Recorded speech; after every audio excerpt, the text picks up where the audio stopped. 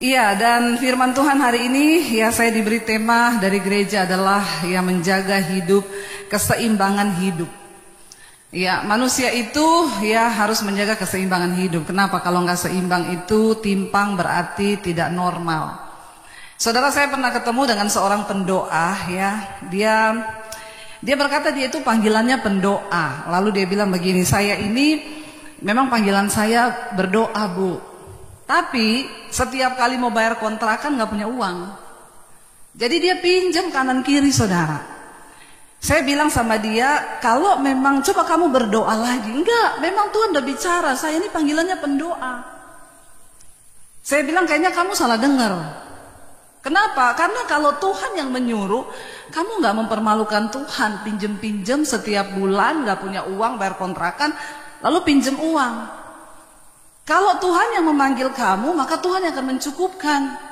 Coba mungkin kamu perlu bekerja, oh nggak bisa, Bu, karena saya ini panggilannya pendoa.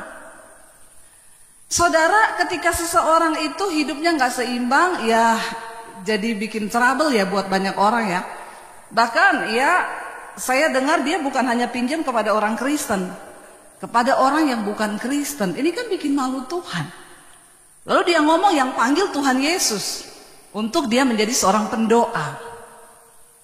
Jadi saudara, saya berkata bahwa ketika kita ini berkata bahwa kita lebih mementingkan rohani, lalu kita tidak memperhatikan kehidupan jasmani kita, bahkan kita jadi batu sandungan, ya mungkin kita salah dengar atau Tuhan yang mana yang bicara. Satu kali ada seorang suami datang kepada saya, Bu Dewi, tolong ibu nasihati istri saya itu. Kenapa? Kerjaannya tiap hari doa, Bu. Bangun pagi doa, siang ke persekutuan, nanti sore doa lagi, malam doa lagi. Dia tidak pernah melayani saya.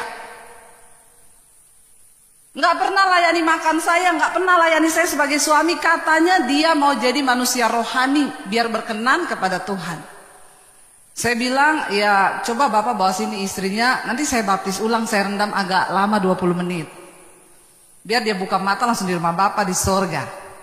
Saudara, engkau bohong kalau engkau berkata engkau dekat dengan Tuhan, tetapi engkau tidak melayani sesamamu. Kadang-kadang orang itu tidak bisa seimbang, saudara. Ya, Tuhan yang mana yang kita bilang kita senangkan, sementara hidup kita nggak jadi berkat buat keluarga. Kita bilang kita melayani Tuhan, kita bilang kita dekat dengan Tuhan. Dia bilang istri saya itu, jangan Bu, tiap hari bahasa roh. Saya dekati aja sikar, lapa. Saya bilang berarti mungkin Bapak mukanya mirip setan. Maaf ya Bapak-bapak, jangan tersinggung. Ya, tapi ya nggak bisa, saudara. Ketika kita berkata kita dekat dengan Tuhan, maka harusnya kita ini juga berbuah manis. Amin. Kadang-kadang orang itu nggak seimbang, dekat sama Tuhan. Ya saking dekatnya tiap hari lihat setan. Lalu bilang rohani, orang yang tiap hari lihat setan itu temannya setan. Ya nggak ada orang dekat sama Tuhan tiap hari lihat setan terus. Hati-hati saudara, jangan tertipu. Nah, ketika kita ini tidak seimbang, demikian juga ada orang yang tiap hari pokoknya yang dia pikir dagingnya terus, manusia jasmani terus ya. Saya tadi lihat Jeffrey mimpin pujian di sini keringetan ya. Saya pikir karena sinar kemuliaan. Ternyata memang ini lampu sorot, saudara, dan memang ini AC-nya masih kurang dingin. Biasa pertama kali ndak usah bersungut, amin. Neraka lebih panas dari ini.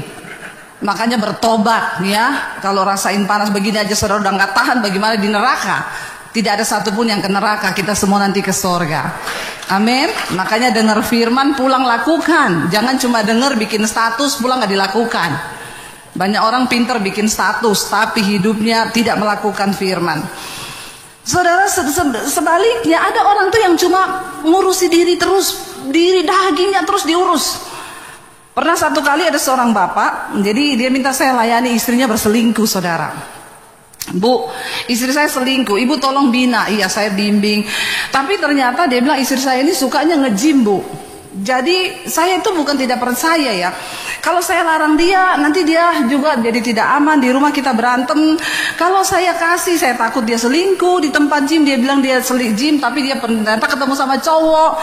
Jadi ibu tolong dampingi istri saya. Ibu bersedia nggak? Ya. Saya pikir waktu itu ya ini jiwa ya. Terus yang kedua, memang saya waktu itu masih banyak nganggurnya. Kalau sekarang sudah nggak bisa. Lalu akhirnya saudara, saya ya udah Pak, ya udah saya daftarin ibu juga ya sama istri saya ya. Iya. Akhirnya jam 6 kita udah berangkat jalan saudara. Nge-gym saudara, udah 2 jam saya ini sudah keringetan. Saya ini jangankan nge-gym, makan aja keringat saya. Ya ini khotbah ini udah keringat loh, 200 kalori sekali khotbah. Tapi heran gak kurus-kurus ya. Padahal seminggu itu bisa 4-5 kali khotbah, tapi gak kurus juga saudara. Akhirnya saya temenin dia 2 jam, saya sudah keringetan, udah teler, udah mau pingsan. Bu kita pulang ya, ibu baru 2 jam udah mau pulang, ini saya baru pemanasan.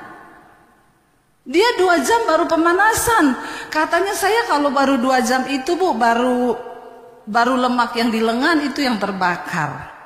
Jadi ibu sekali nge-gym berapa jam? 6. Ibu nge-gym 6 jam. Iya, saya sudah mau pulang bu. Jangan dulu nanti suami saya marahin saya. Masalahnya ibu kan nanti dimarahin suami, saya juga dimarahin suami kalau lebih dari 2 jam.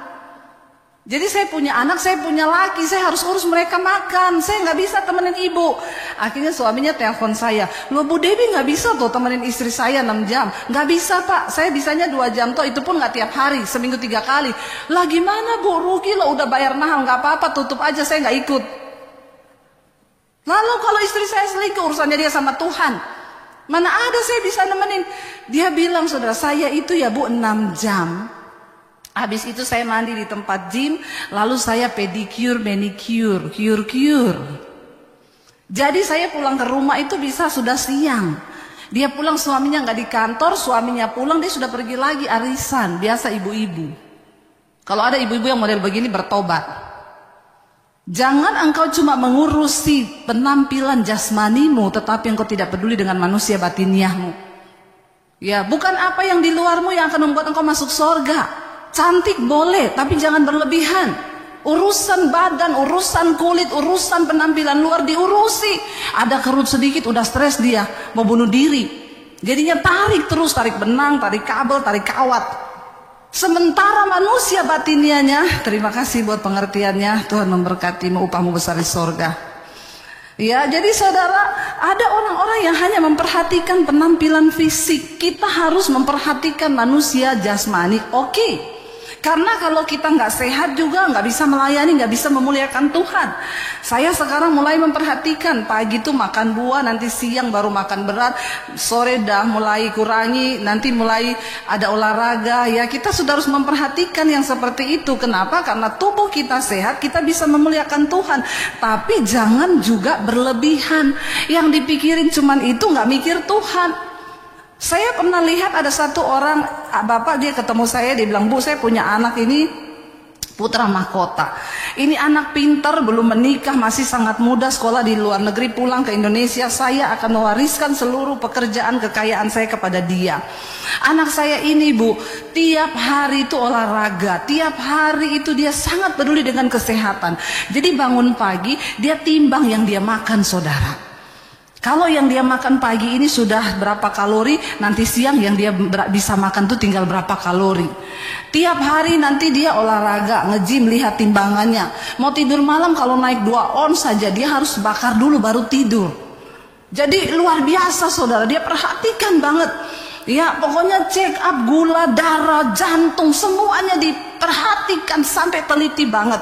Jadi ini anak luar biasa dia bilang. Ya jadi pokoknya bener-bener ya. Lalu satu kali saudara anak ini dia bilang lagi berangkat ke China Bu untuk prospek bisnis yang akan saya percayakan.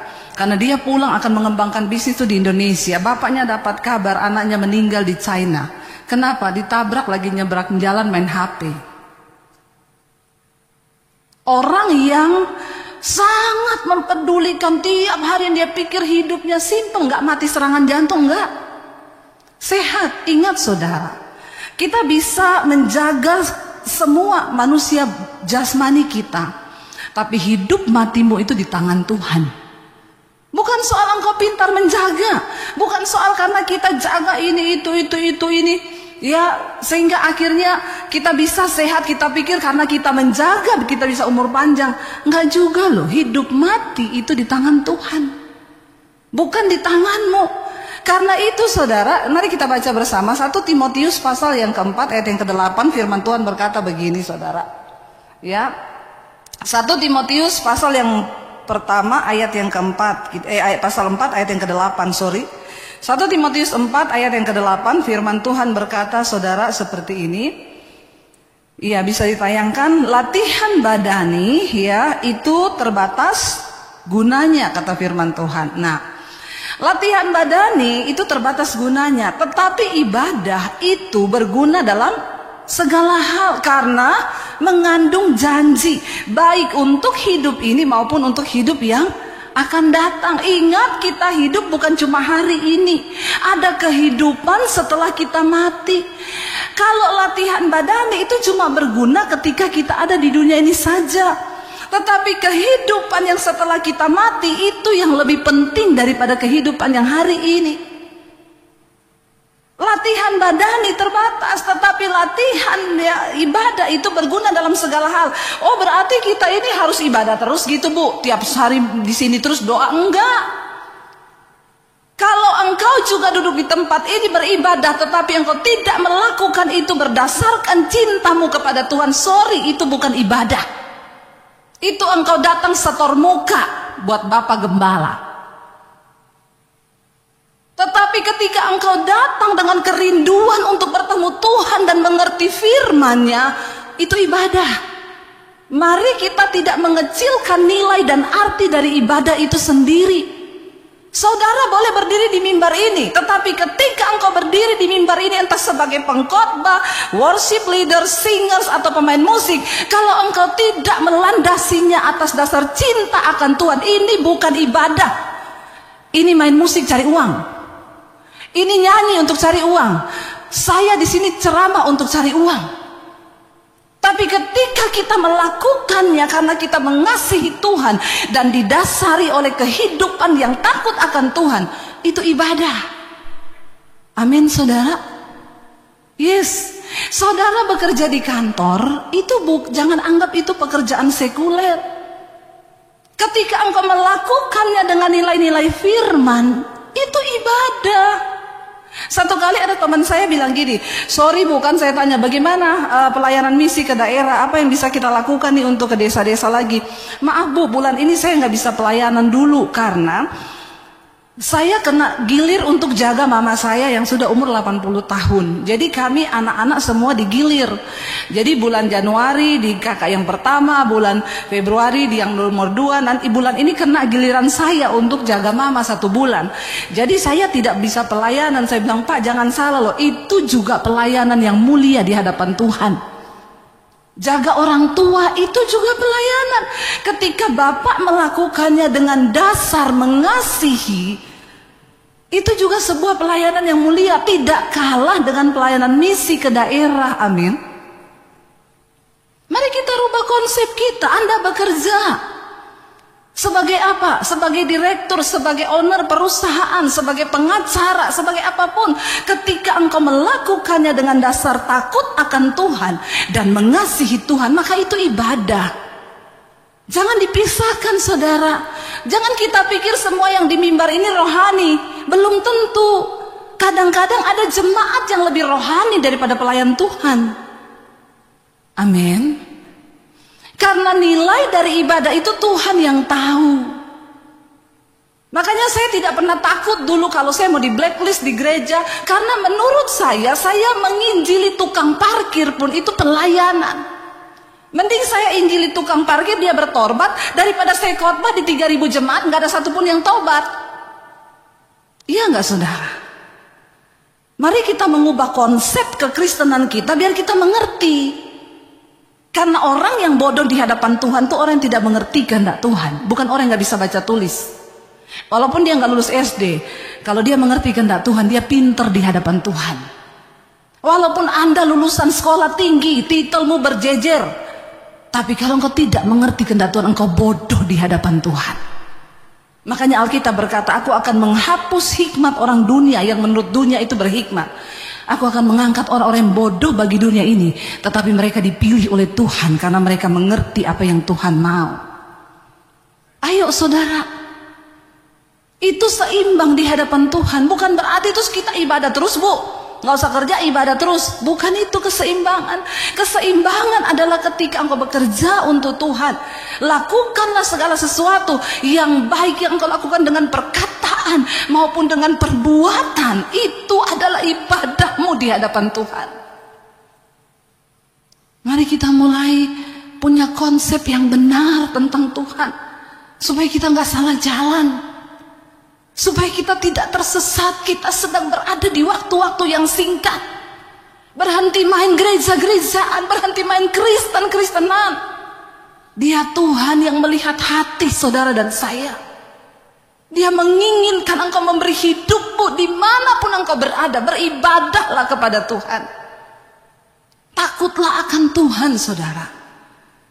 Saya ini mengucap syukur dipanggil Tuhan. Dari antara keluarga saya dipilih Tuhan. Ya, siapa yang sudah mengenal saya? Yang belum kenal, kemana aja saudara? Tolong subscribe channel YouTube saya, Debbie Basjir. Jangan lupa like, share, dan komen. Iya, Debbie Basjir TV. Saudara, saya melihat bagaimana Tuhan mengubahkan semua. Otak kita ini perlu dicuci oleh firman. Perlu. Ada yang bilang, Bu, saya lihat-lihat ibu ini khotbahnya mencuci otak. Iya, kita perlu dicuci otak kita dengan firman. Kenapa? Sudah terlalu banyak konsep dari kecil yang salah, yang masuk di otak kita itu tidak sesuai firman. Firman Tuhan, makanya Alkitab bilang berubahlah oleh pembaharuan budimu, supaya engkau dapat membedakan mana kehendak Allah, apa yang baik, yang berkenan kepada Allah, dan yang sempurna. Itu yang Tuhan mau, saudara. Ayo kita mulai belajar beribadah dimanapun. Makanya ayat yang berikutnya, ayat yang ke-9 dikatakan di sana apa, saudara? Rasul Paulus menulis surat ini buat anak rohaninya Timotius. Ya, dia bilang latihan badani terbatas gunanya. Mungkin Timotius karena masih muda tiap hari nge-gym. Makanya Rasul Paulus bilang, ingat ya, latihan badani itu terbatas gunanya. Tetapi ibadah itu berguna untuk segala hal. Coba ayat 9, makanya Rasul Paulus berkata di sana, perkataan ini benar dan patut diterima sepenuhnya. Ayat yang ke-10 dia katakan apa? Ya, ayat 10. Kayaknya multimedianya kurang copy nih. Ayat 10, 1, 2, 3. Itulah sebabnya kita berjerih payah dan berjuang, karena kita menaruh pengharapan kita kepada Allah yang hidup, juru selamat semua manusia, terutama mereka yang percaya. Dia bilang itu sebabnya kita nih berjerih payah dan berjuang.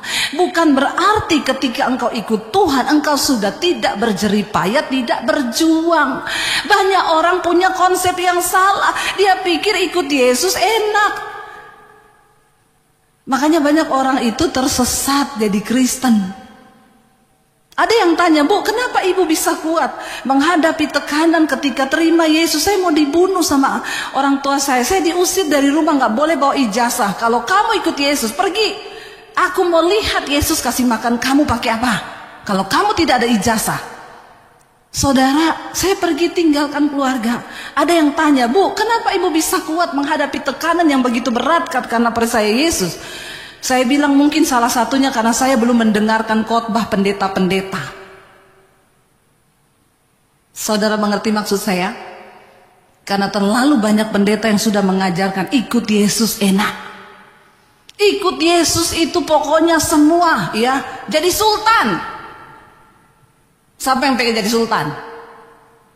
Ya, sekarang kan ada yang bilang kita dipanggil untuk menjadi sultan. Pergi ke segala bangsa, jadikan semua orang sultan, kupret. Mau jadi crazy rich, yang ada crazy-nya aja nggak dapat rich-nya. Ini kok khotbahnya tinggal 5 menit sih? Saya baru pembukaan loh. Tinggal 5 menit Pak, serius? Astaga, pelit banget ya. Nggak bisa lebih Pak? Boleh kan? Nggak kena charge kan? Nggak, takutnya kan dari gedung kena charge, saudara ya. Boleh ya Pak ya, Bapak Gembala bilang boleh loh. Lalu saudara ya sudah diangkat soalnya di belakang, tinggal 5 menit. Kayak petinju tuh loh ya. Ronde 5, ronde 3, ada diangkat di belakang ya. Jadi saya terintimidasi Pak. Kalau udah diangkat tinggal 5 menit kan memang kita ngerti ya, karena ibadahnya padat. Saudara, ya makanya Rasul Paulus bilang kita berjeripaya dan berjuang. Kenapa saya bisa kuat? Karena pertama saya jadi Kristen, saya baca Alkitab. Saya nggak dengar khotbah pendeta yang banyak iklannya. Orang Kristen kalau jadi Kristen yang naik motor jadi naik mobil. Mobil Avanza jadi Innova. Nanti jadi Fortuner, jadi ini. Banyak iklan. Jadi ketika itu tidak terjadi, kita stres, kita kecewa. Di mana Tuhan?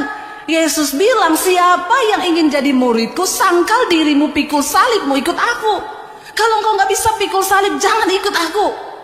Salib kita tuh apa? Istrimu kadang menjadi salibmu, suamimu itulah salibmu, anakmu itulah salibmu. Nggak usah cari-cari salib di tukang kayu bikin salib. Di dalam rumah tangga kita sudah banyak salib. Persoalan yang kita hadapi membutuhkan apa itu salib? Bayar harga sangkal diri. Aku mati Tuhan supaya kehendak-Mu yang jadi atas hidupku. Itu loh yang Tuhan mau. Saudara, Rasul Paulus bilang kita berjeripaya, berjuang.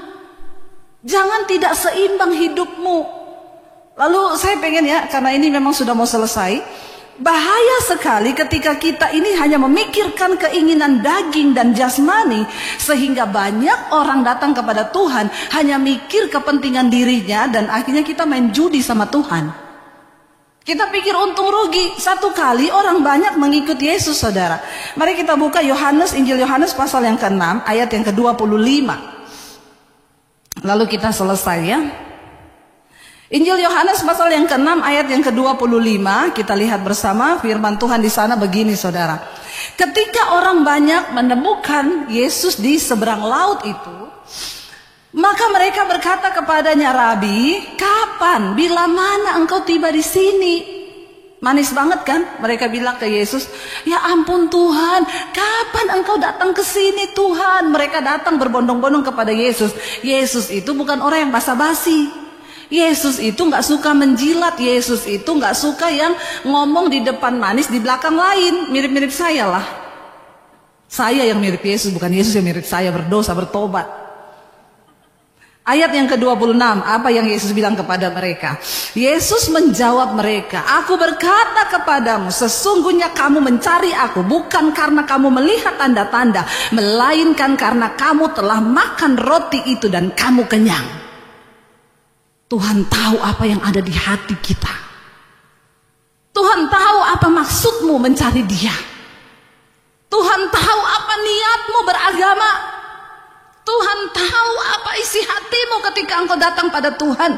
Mari kita berhenti menjadi orang Kristen yang cuma cari kepentingan diri. Tapi kita mau belajar mati dan berkata, Tuhan, apa kehendak-Mu bagi hidupku?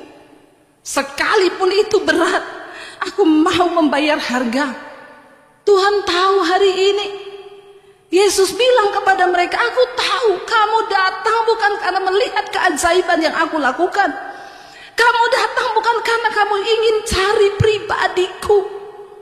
Tapi kamu datang karena kamu sudah makan roti itu dan kamu sudah kenyang. Dan mereka berpikir, mereka datang kepada Yesus untuk memperoleh keuntungan dan keuntungan dan keuntungan.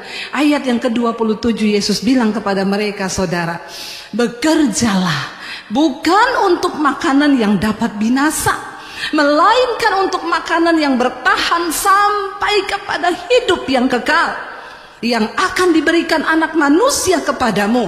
Sebab dialah yang disahkan oleh Bapa Allah dengan materainya. Mari kita bekerja bukan untuk mendapat upah yang binasa. Seberapa banyak pun hartamu, kalau itu nilainya tidak sampai pada kekekalan, percuma, saudara. Seberapa pun hal besar yang kau miliki, kalau itu tidak bernilai ibadah di hadapan Tuhan, maka semua itu hanya akan membawa kita kepada kebinasaan. Yesus bilang, bekerjalah untuk makanan yang sampai pada kekekalan. Ubah cara pandang kita hari ini. Di dalam rumah tangga, engkau menghadapi suamimu, itu ibadahmu. Engkau menghadapi istrimu, itu ibadahmu. Engkau menghadapi anak-anakmu, itu juga ibadahmu. Mari kita berjuang saudara, untuk apa? Untuk mendapatkan perkenanan Tuhan hari-hari ini.